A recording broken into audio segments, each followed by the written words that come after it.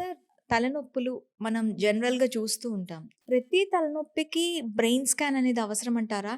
ఏ తలనొప్పిని మనం సీరియస్‌గా తీసుకోవాలి? బ్రెయిన్ స్కాన్ చేయించుకోవాలి అంటారు? యాహ్! అన్ని తలనొప్పులకు స్కాన్ చేయాల్సిన అవసరం ఏమి ఉండదు. కానీ కొన్ని ప్రత్యేకమైన headaches like severe form of headaches కొన్ని థండర్ క్లాప్ హెడేక్స్ అంటాం.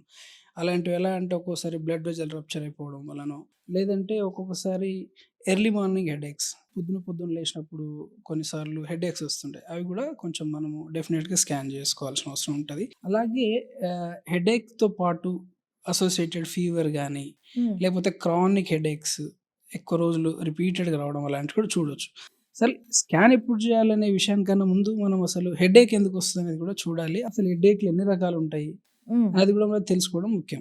సో, అది తెలుసుకుంటే మనం స్కాన్ ఎప్పుడు చేయాలనేది ఈజీ అవుతుంది. ఓకే. సో, ఈ టైప్స్ ఆఫ్ హెడేక్స్ ఎన్నున్నాయి సార్? హెడేక్స్‌లో ముఖ్యంగా ప్రైమరీ అండ్ సెకండరీ హెడేక్స్ అంటాం. ప్రైమరీ అంటే హెడ్‌లో అంటే లైక్ దాంట్లో ప్రైమరీలో కూడా మెయిన్‌గా 3 రకాలుంటాయి. టెన్షన్ హెడేక్స్ అని, మైగ్రేన్ హెడేక్స్ అని, క్లస్టర్ హెడేక్స్ అని ఉంటాయి.